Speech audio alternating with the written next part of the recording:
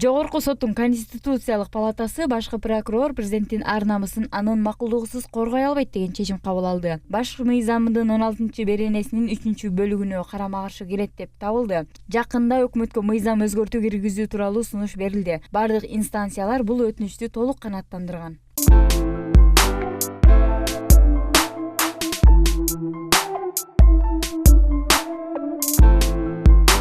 По себе решение такое, что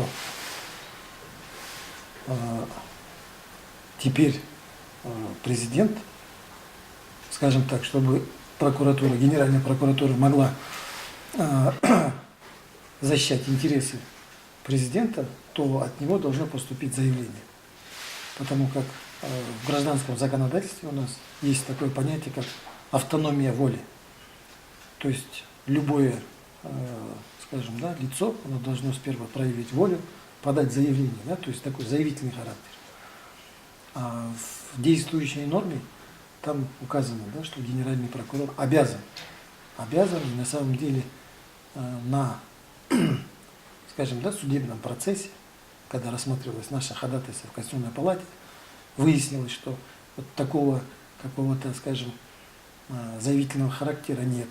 То есть вот по тем искам не было, да, заявления, либо какой-то корреспонденции, какой-то взаимосвязи.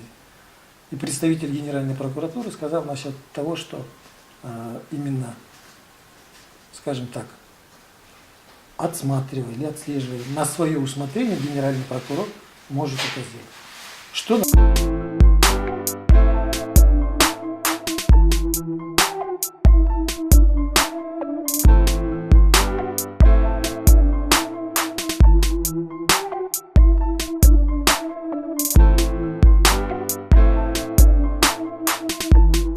деньги отдаем, мы плачем.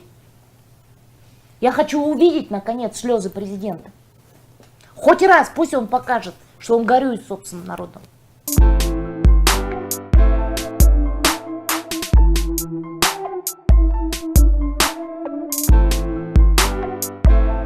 Бұл үйде еме төрт семья жашаймыз. Мына бала орылы бара, қысым баласы ата сөйліп қалған. Үшіл мені қара үшіл тұрып атады деп берем.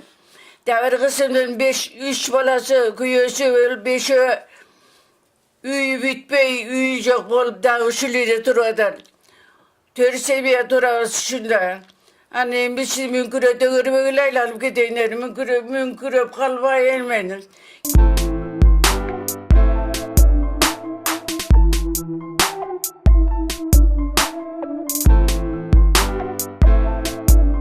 Мы передаем обращение Умирбек Черкесовича, мы передаем пожелания фракции нашего Атамекена. Мы на самом деле беспокоимся за свою жизнь, потому что по сегодняшний день, вот 3-й день подряд, за мной, за Канатбек Азиз ездит машина, проверяют. На самом деле это оригинал данного письма, даже копия этого письма.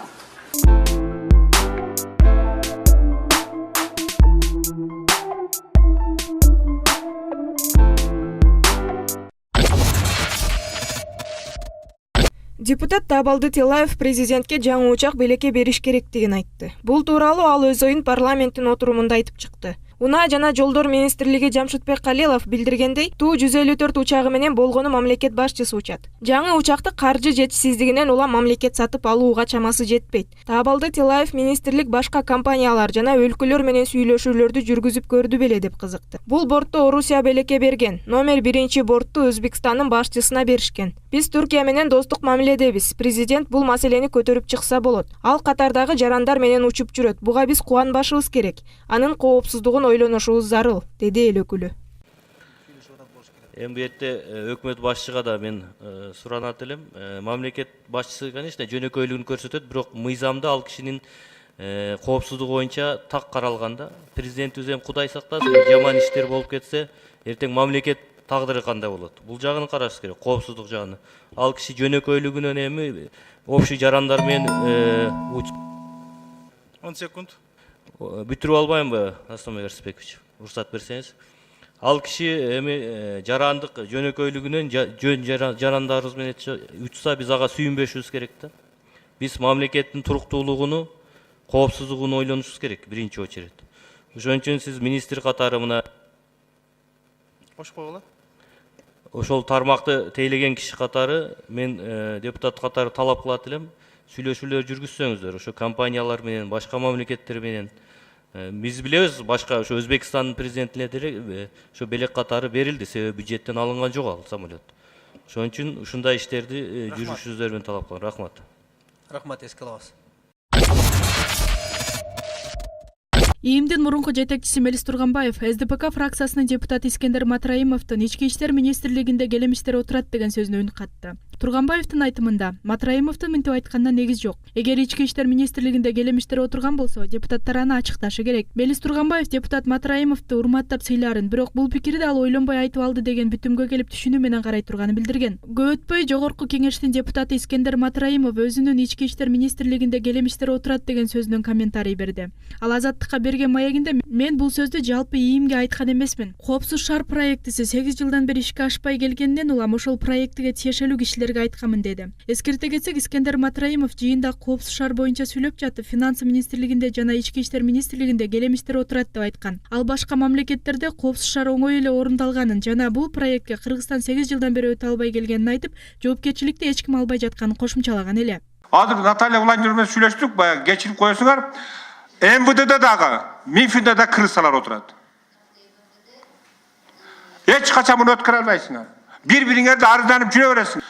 Эмне үчүн силер бүгүн өкмөт ушуну колуңарга албайсыңар? Эртең биз ушуну тендерсиз эле Тажикстанды курган, безопасный камерда орноткон, же Россияда, же Казакстанда койгон мына 3 фирманын бирөөсүн бизге коюп берсеңер боло беле ушуну. Ушуну биз шундай кылдык. Кредитти алып атабыз, гранттарды алып атабыз. Басын билебиз. Орнотуп туруп ошону кылсак бир өзүңөр бир чечим кабыл алсаңар болобу, же тендер өткөрүп жүрө бересиңер, же жоопкерчиликтен качып жүрө бересиңерби? Эгерде ушундай кете берген болсок, сиз эртең Ошто дейсиз, Ошто дагы бирөө утат, үчүнчүсү сотко берет. Караколдо дагы бирөө өтөт, төртүнчүсү сотко берет. Мунун аягына чыкпайбыз. Эч ким жоопкерчиликтин моюнга албайт. Бирөөбүз жоопкерчиликти алышыбыз керек да. Мына жылдан жылга адамдар өлүп атат. Депутат Ирина Карамушкина Жогорку Кеңештин жыйынында Өзбекстан Кыргызстандын 500 тонна картошкасын алуудан баш тартты деп билдирди. Анын билдирүүсүнө караганда учурда картошканы 5 сомдон дагы сата албай жатышат. Учурда түшүндү жыйнабай койгон дыйкандар дагы бар. Себеби техникалык ижарага алууга да каражат жетпейт. В феврале 2018 года правительство на заседании Джугурку-Кенеша заявило, что Узбекистан готов закупить 500 тонн картофеля. Летом стало известно, что узбекская сторона отказалась от ввоза картофеля. Почему? Что предпринял Мельсельхоз, чтобы оперативно помочь нашим фермерам? Жители Кочкорского, Тогусторовского, Аксуйского районов не могут сбыть картофель. Даже по 5 сомов за килограмм, а также морковку, лук, чеснок. Хранить негде, у власти на местах нет денег, нет помещений. В Тогусторовском районе фермеры сами договорились с Макмал-комбинатом хранить у них картошку. Но за это тоже нужна оплата за аренду. Как им теперь вернуть хотя бы 400 тысяч сом, что брали кредиты? Даже уже не копают. Надо платить за уборку картофеля, а денег нет. Ал эми Айыл чарба министри Нурбек Мурашев Өзбекстан жазгы гана картошкага чектөө киргизгенин, күзгү түшүмгө тыюу жоктугун билдирди. Өзбекстанда жазгы түшүм жетиштүү, күзгө дефицит жаралгандыктан өткөн жумада сүйлөшүүлөр жүргүзүлүп, тыюулар толугу менен алынып салынды деп билдирди эл өкүлү. Күтүүсүз жааган кар шаар тургундарын түйшүккө салды. Кээ бир түтүн кышка отун суу камдаганы менен көпчүлүк эл кышка али даяр эмес болчу. Сууктун түшкөнүнө байланыштуу кара алтын саткан базарларда соода кызып, көмүр алууга келген кардарлардын аягы суюлган жок. Биз эски Талчок базарына барып, кара алтындын баасына жана кара жумушта ак эмгек менен эмгектенип жаткан жарандардын жашоосуна кызыктык. Көмүрдүн бир кабы 160 сомдон 170 сомго чейин сатылып жатса, бир кап отундун баасы 150 сомдон экенине күбө болдук. 160 сомдон. А тоннасы-чы? Тоннасы канча болду? 3,5. 3,5дан. 3,7.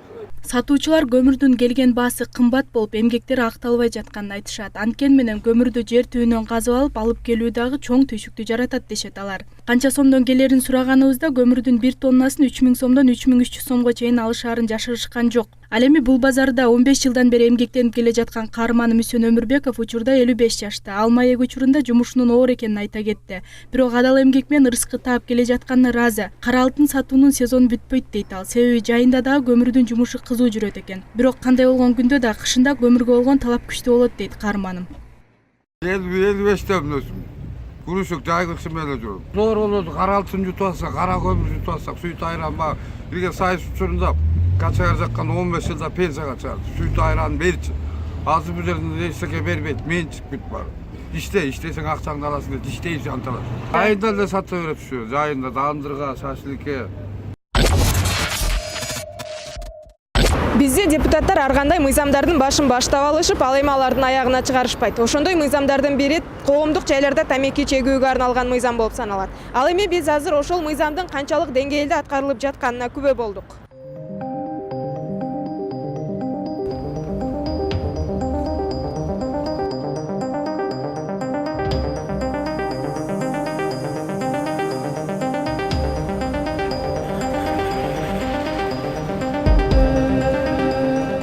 Коомдук жайларда да азыркы жаштар өтө көп чегип баштады да. Ошол биздин жүрөгүбүздү оорутат. Жаштар, кыздар, балдар.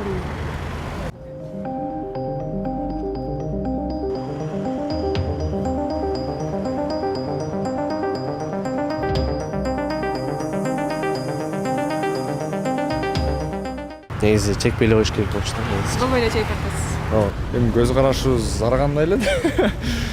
Эми закон коюлган боюнча чеккене болбойт эми, бирок ага карабастан эле бизнестер көрүп тургандай эле.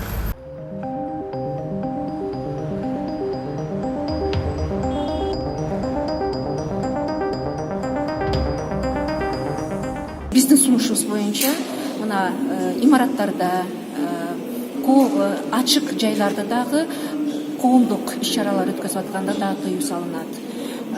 Автобустун, транспорттун ичинде бир эле уруксат бар, өзүнүн баягы жилой помещение деп коебуз, ошо жилой помещениеде уруксат болот. Калганы бүт тыюу салынат.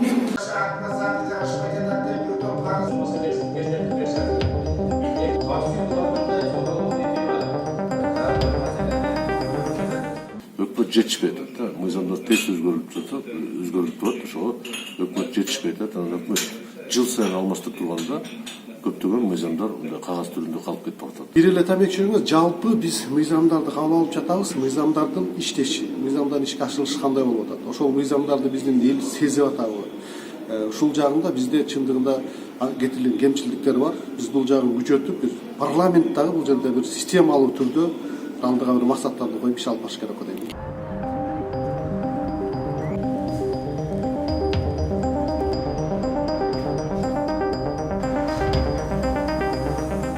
Канчалаган жүздөгөн миңдеген мыйзамдар кабыл алынат, бирок иштебейт атпайбы, ишке ашпайт атпайбы. Ошол механизм реализациясы жок болуп атат. Элдер мыйзамды сыйлабай атат.